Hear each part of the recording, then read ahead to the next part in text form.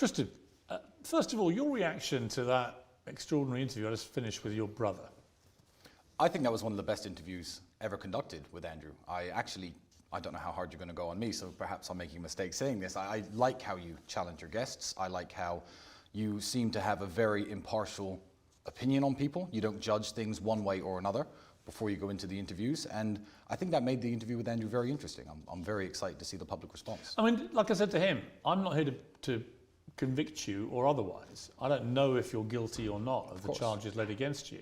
We'll establish that in a trial or otherwise. I mean, it may not even go to trial. No, it might not. I mean, it seems to me there's been an interesting relaxing of restrictions against you and your brother, really, from the time you were put in prison at the start of the year. What do you read into that? Well, if you understand how the Romanian justice system works, again, I have to be very careful what I say. The pressure to put us in jail comes from not organizations. There are many great people who work at organizations like DCOT, which is the organization investigating us, but it comes from individual prosecutors who I am very much a trophy for, I would say. So the absolute obsession with putting me in jail comes from these people, but these people have nothing to do with judges, you see. At the end of the day, if you investigate me for a year and a half, throw me in jail, drag my name through the mud, eventually you're going to have to come up with a file of evidence and show it to a judge. So the people who keep letting me go are the people who've seen that file of evidence and don't have a motivation to keep me in jail. So that's it broken down as simply as I can. In the BBC report of the prosecution files, they quote you as saying about the women who worked on your webcam business, I'm going to slave these bitches. I'm going to make them work even more hours and hours and hours. I work these bitches like slaves. Slave work, minimum 10 or 12 hours a day. That is not true at all. So you never said that? No. Or you said it sarcastically? No, I didn't say it sarcastically at all. That is about my ex-girlfriend cleaning my house. So what you have to understand is when you go through a man's phone, you have 4 years and hundreds of thousands, millions of messages to everyone he's ever spoken to. Now this is about human trafficking, my accusation. So anyone coerced, anyone forced, anyone tied up, anyone kidnapped, anyone sold, anyone moved, none of that is in any of my WhatsApp conversations. But DCOT and the prosecutor essentially can eliminate parts of the conversation that he says are not relevant. Now, if you look at the timings between the messages on all of these conversations that look very bad, he's deleting various things, a lot of LOLs and a lot of ha-has, because believe me, if you were to read mine and my brother's conversations, even right now, you could probably accuse me of conspiracy to commit murder because of the stupid things that we talk about.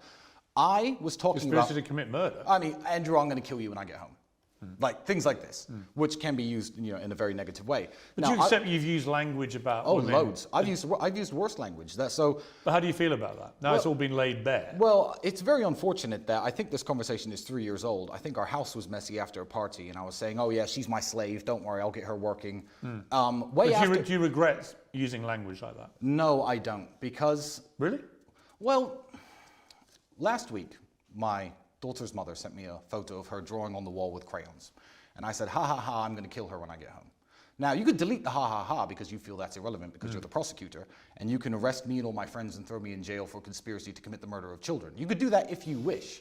But that's not the way I meant it. No, but I'd ask a different question. Yes. I would say when your daughter grows up, yes, how would you like it if another man spoke about your daughter by saying, I'm going to slave the bitch, I'm going to make her work even more hours and hours, I work this bitch like a slave. If someone said that and you saw it actually in a message they sent about your daughter, how would you feel? Well, that's not the best message to have sent, and there's lots of locker room talk. So you regret it?